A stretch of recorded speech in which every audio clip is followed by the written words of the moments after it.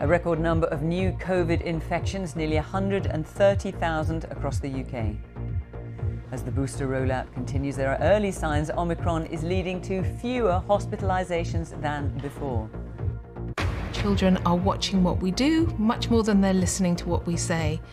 A new government campaign tells how teenagers of parents who smoke are 4 times more likely to smoke too. Protests outside court as the Kremlin bans one of Russia's oldest and best-known human rights organisations. As quickly as possible. Oh, there we go! And questions and recriminations after England lose the Ashes to Australia after a comprehensive drubbing.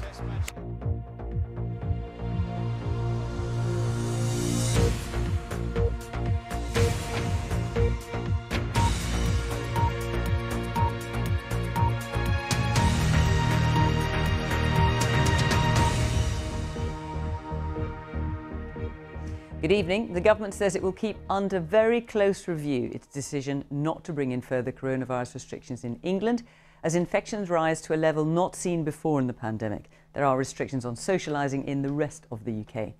The early indications are that the Omicron variant is not leading to the same level of hospitalisations as previous waves. But ministers say they're watching the data and will act if there's a large increase in the coming weeks. And there's concern about the impact on hospitals of the number of staff having to self-isolate. Our health correspondent, Sophie Hutchinson, has the latest.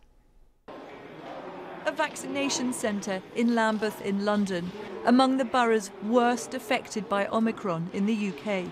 Staff here say there's no shortage of demand for jabs.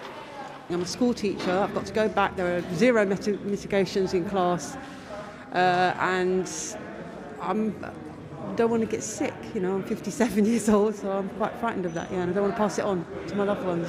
It's very important because I'm a recently retired senior head of education at University College. So I preach it to my staff, so I have to jolly well do it as well.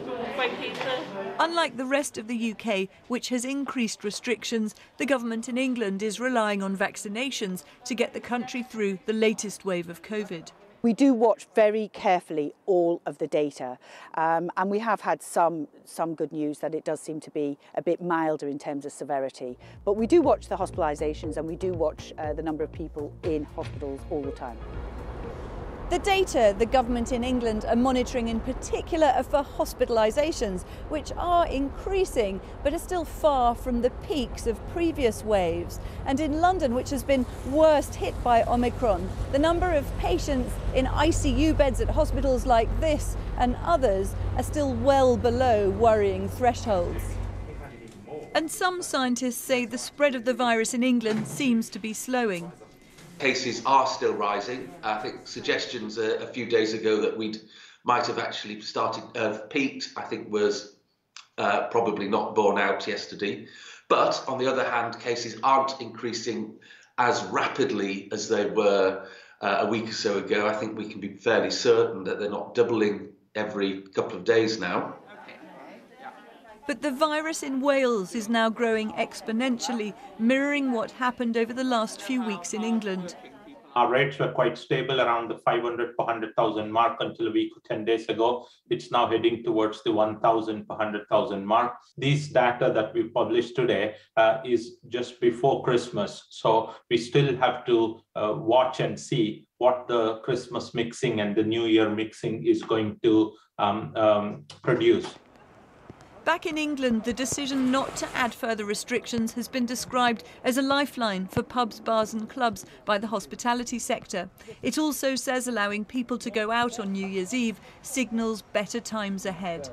It's not just about New Year's Eve for us. I mean, it's bigger than that. It's the start of a recovery. And we believe that we've created safe environments for people to come out and socialise. And we think it's the best scenario, given the fact that if we'd have closed, we potentially have seen more house parties and more illegal events, which would have been counterproductive. But there are concerns about the wider impact of Omicron on the NHS. Hospital leaders say while many people are coming into hospital with COVID, but not because of COVID, staff are also getting infected. It's very clear that as soon as you get Omicron circulating significantly amongst the community, of course it will be circulating amongst NHS staff. We are now having to redeploy staff to fill the gaps that are being left in critical and essential services by staff who are off with COVID-related absences. Along with vaccinations, the government in England is urging people to remain cautious and, if possible, to celebrate outside on New Year's Eve. It will assess whether more restrictions are needed in January. Sophie Hutchinson, BBC News. Well, let's look at the latest government data now. And some of the figures are still being affected by delays over the holiday period, and some data has not yet been published. But we do know that there were 129,471 new infections recorded in the latest 24-hour period. 18 deaths were recorded. That's of people who died within 28 days of a positive test. On vaccinations, more than 200,000 people had boosters, bringing the total to more than 32.5 million. Well, our political correspondent Jonathan Blake joins me now. And Jonathan, all the UK nations say they're watching the data, but they're all coming to different conclusions. Yes, not for the first time in the pandemic. The governments in Westminster, covering England, and elsewhere in the UK have a stark difference in their approach. And not for the first time, ministers also everywhere weighing up political realities as well as their responsibility to protect public health and the economy. You could say those in Scotland, Wales and Northern Ireland are taking a more precautionary approach, hoping to fend off a big increase in hospitalisations, whereas at Westminster, Boris Johnson and his ministers holding out against imposing new restrictions, relying heavily on the booster jab programme. And for now, that means the political pressure on the Prime Minister has eased somewhat from those on his own side, deeply opposed still to any new measures. But it's a precarious position. If you throw in staff shortages as a result of the numbers isolating, things could get much more difficult very quickly, and there's still so much unknown about Omicron. One other thing to watch too, the availability of lateral flow tests. As we've heard, that's now a key part of the government's message, telling people to take one before they go out socialising, but availability has been patchy, although officials confident supply can cope. Okay. Jonathan, thank you. Teenagers whose parents smoke are 4 times more likely to take up smoking, according to a new government campaign. Doctors have urged parents and other caregivers to give up. In a new film issued by the NHS, health experts discuss the link between adult smoking and children taking up the habit. Tim Muffet has the story. Our children are watching what we do much more than they're listening to what we say. So if we say to them, don't smoke cigarettes, and we're smoking ourselves, our behaviour is going to have a much greater impact. A new film from the NHS aimed at parents who smoke. Why do children seem to take up the behaviour of the adults around them? Despite a huge drop in smoking over the past 50 years, around 1 in 8 adults in the UK still smoke, according to the Office for National Statistics. And new research shows that teenagers whose parents or caregivers smoke are 4 times as likely to take it up. Smoking as a habit is something that can be passed down through families. So the additional motivation to quit for parents will be knowing that if they do that, they can substantially reduce the risk of their own children taking up smoking. This campaign is targeting conventional smoking rather than vaping. Electronic cigarettes are widely seen as a safer alternative, although most do contain nicotine, which is addictive. The pandemic has also affected smoking habits. There have been higher rates of quitting, but also higher rates of relapse and signs of an increase in smoking among younger people. That bad language, that bad food that you're probably eating, not being motivated enough to do exercise, smoking, all of those behaviours are little bits that your children are picking up. Campaigners also stress that giving up smoking is one New Year's resolution that also benefits others. Tim Muffet, BBC News. The Supreme Court in Russia has banned one of the country's best-known and oldest human rights organisations, Memorial, accusing it of violating a law requiring groups to register as foreign agents. It comes at the end of a year in which the Kremlin has cracked down vigorously on its critics. Our Moscow correspondent Steve Rosenberg reports. More and more, it feels as if Russia is turning the clock back. Liquidate, the judge says, as she orders one of Russia's oldest civil rights groups, International Memorial, to shut down.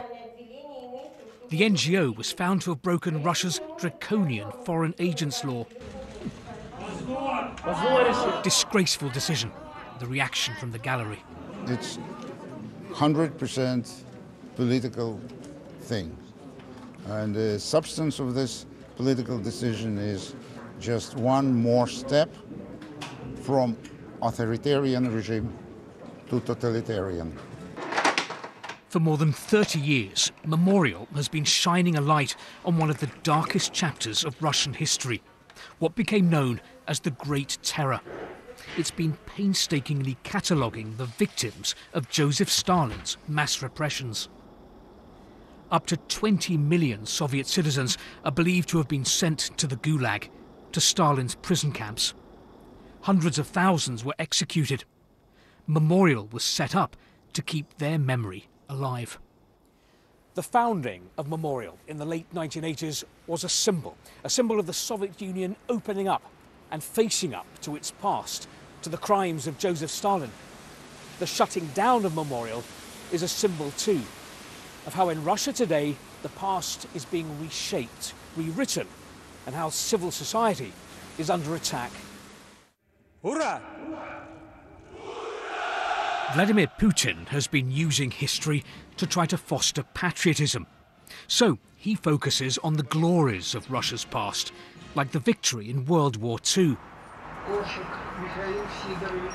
Through this annual reading of names of the victims of political repression, Memorial has tried to remind Russians of their tragic past. Now, though, it's being silenced. Steve Rosenberg, BBC News, Moscow. Let's take a brief look at some of today's other news stories. Police searching for a missing 12-year-old girl, Fiona, are asking for the public's help to locate her father, as he may be able to help with their inquiries.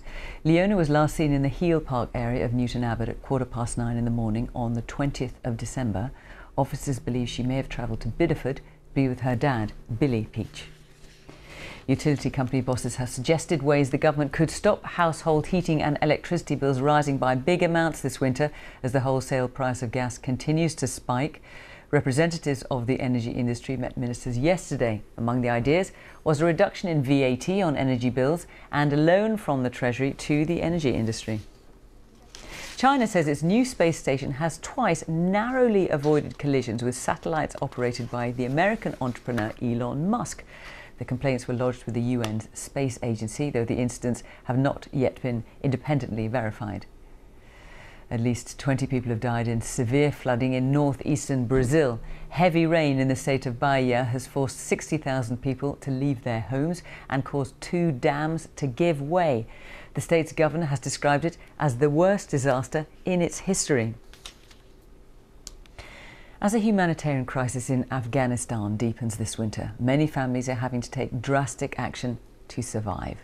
Hundreds of thousands of children already had to work in the country. Now even more families are taking their kids out of school and sending them onto the streets, often earning only enough to buy a little bread. Secunda Kamani and camera journalist Malik Mudassir report from Kabul. Wherever you go in this city, you see children working, wafting incense into cars, picking through rubbish.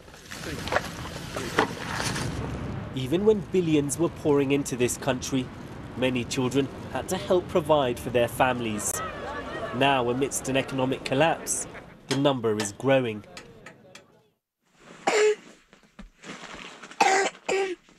It's 8 a.m. and 13-year-old Pervez is getting ready for work. He and his young cousins only started polishing shoes in the last few months. I earn 50 Afghani a day, or 70 to 100 Afghani. In the past I earned around 150, but right now there's no work.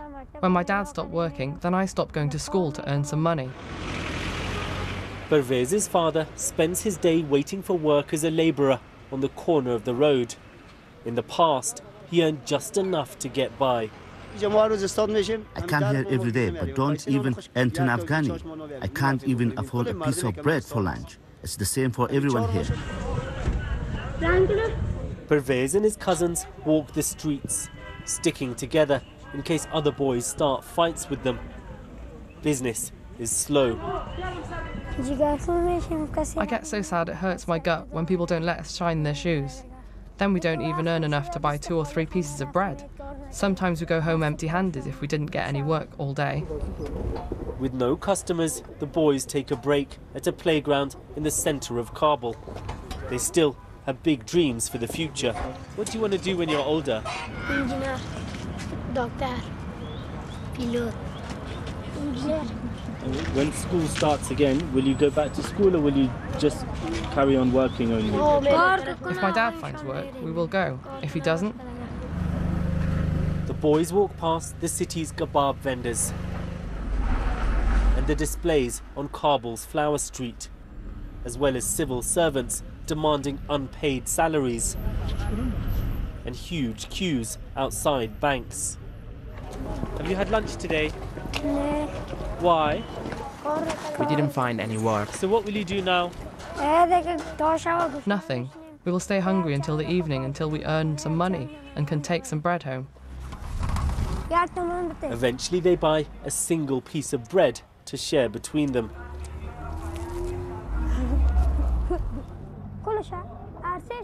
Soon after, they find a customer too.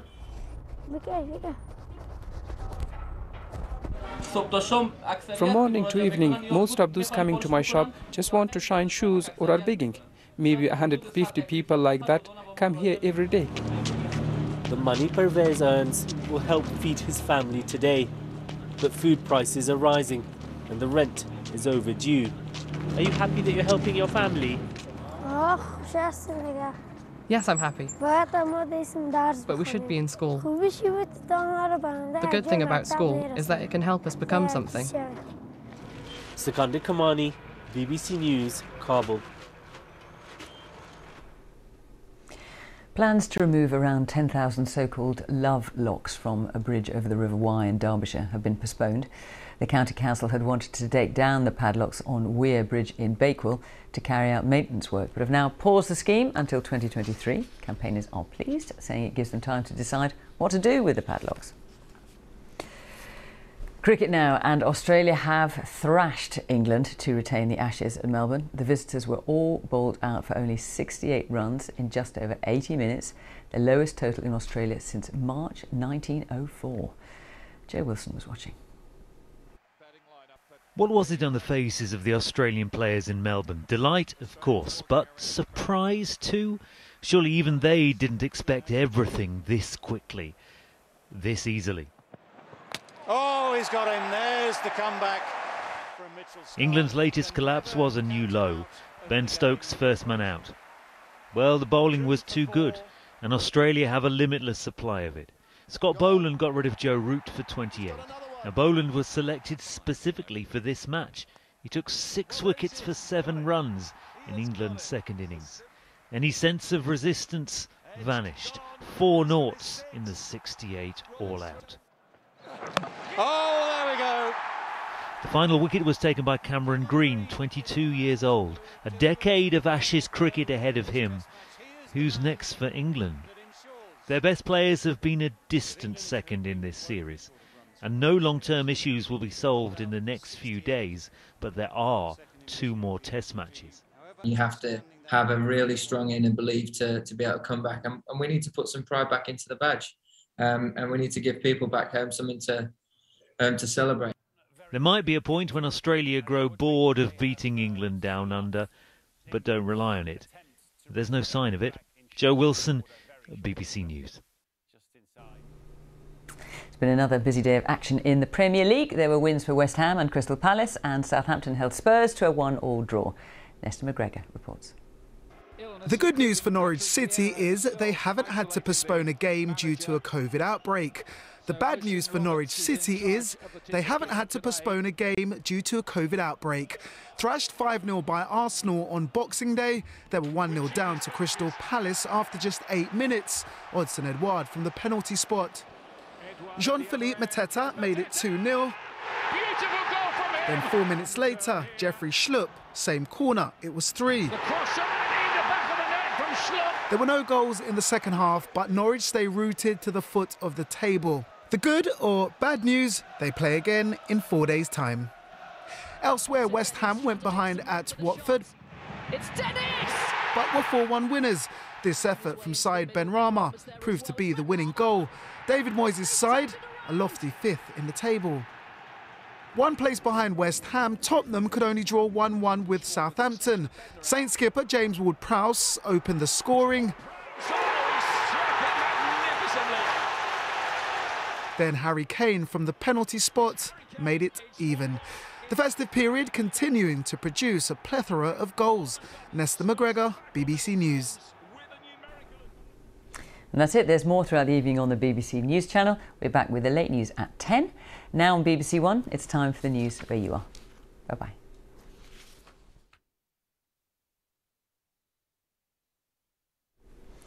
A mummified body of an ancient Egyptian pharaoh has been examined for the first time after being digitally unwrapped using high-tech scanners.